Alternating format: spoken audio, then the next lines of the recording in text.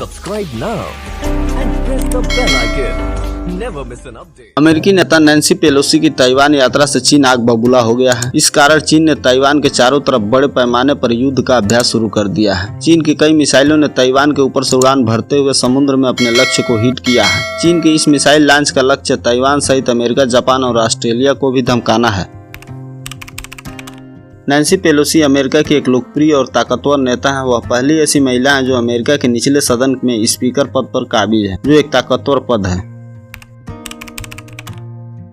पिछले कुछ समय से चीन और अमेरिका के बीच सब कुछ ठीक नहीं चल रहा है। चीनी राष्ट्रपति शी जिनपिंग ने अमेरिकी राष्ट्रपति को ताइवान से दूर रहने की सलाह दी थी। चीन आज भी ताइवान पर अपना हक जताता है, इसलिए वह नहीं चाहता कि अमेरिका का कोई भी प्रतिनिधि वहां पर जाए। नैन्सी पेलोसी के दौरे से पहले चीनी मीडिया की ओर से जारी जानकारी में कहा गया कि वह अमेरिकी प्रतिनिधि के विमान को ताइवान में लैंड नहीं होने देगा। दरअसल ताइवान एक द्वीप है जो 1949 तक चाइना का हिस्सा था, मगर दूसरे विश्व युद्ध के बाद चीन के अंदर शुरू हुए गृह युद्ध से अपनी जान बचाकर भागे बागी नेताओं ने इस द्वीप पर शरण लिया और इसे आजाद देश घोषित कर दिया। लेकिन आज भी चीन इसे अपना एक राज्य मानता है। इसलिए इस यात्रा के जरिए अमेरिका चीन को कड़ा संदेश देना चाहता है। चीन के साथ खराब हो रहे रिश्तों के बीच अब ताइवान से संबंध को मजबूत करने के लिए आगे बढ़ रहा है। नैन्सी का दौरा इसी बात को पुख्ता कर रहा है।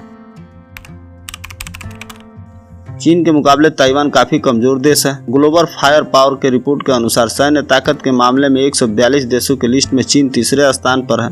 वहीं ताइवान उससे कहीं पीछे 21वें नंबर पर काबिज है। चीन की जनसंख्या 1 अरब 39 करोड़ के आसपास है, वहीं ताइवान की जनसंख्या सिर्फ 23 करोड़ है। चीन का सैन्य बजट 270 अरब डॉलर का है, वहीं ताइवान का सैन्य बजट मात्र 17 अरब डॉलर का है। चीन के पास 20 लाख सैनिकों की सेना है, जबकि ताइवान के पास 1,70,000 ही सैनिक है। चीन की नौसेना दुनिया की सबसे बड़ी नौसेना है, जबकि ताइवान इस मामले में भी उससे काफी पीछे है। ऐसे में सवाल उठता है कि आखिरकार ताइवान के पास ऐसा क्या है जिस कारण वह चीन जैसे महाशक्ति देश की भी परवाह नहीं करता। ताइपे टाइम्स के अनुसार ताइवान ने चीन के खिलाफ शाही पक्षी जैसी रणनीति अपनाई है। शाही पक्षी के पीठ पर नुकीले कांट लगे होते हैं। किसी दूसरे जीव के हमले के दौरान शाही अपनी सुरक्षा के लिए इन कांटों को फैला देता है। ठीक वैसे ही ताइवान ने अपनी सुरक्षा के लिए चौतरफा रणनीति अपनाई है। ताइवान के लिए यह रणनीति इतनी कारगर है कि अगर चीन इसके बावजूद भी हमला किया तो उसे भारी नुकसान उठाना पड़ सकता है। यही कारण है कि चीन सिर्फ ताइवान को हमले की धमकी देता है, लेकिन पिछले 70 साल में उसने एक बार भी सैन्य कार्रवाई करने की कोशिश नहीं की। ताइवान की रणनीति चीन को उसी के समुद्र तट पर घेरने की है। महंगे लड़ाकू विमान और पनडुब्बियों की जगह ताइवान चीन के हथियारों को रोकने वाले हथियारों को ही महत्व ज्यादा देता है। ताइवान के पास Patriot PS-3 air defence system जैसे हथियार जो चीन की मिसाइलों के अलावा उसके लड़ाकू विमान और ड्रोन को भी मारकर गिरा सकता है। ताइवान के पास बड़ी संख्या में पोर्टेबल एयर डिफेंस सिस्टम स्ट्रीगल और एंटी टैंक जेवलिन मिसाइल है। ताइवान के पास अमेरिकी हार्पून मिसाइल भी है जो चीन के युद्धपोतों पर भारी पड़ सकती है। इसके अलावा ताइवान के पास 15 लाख रिजर्व गोरिल्ला फोर्स है जो वहां के आम नागरिक है, मगर वह सेना की तरह हथियार चलाने और जंग करने में माहिर है।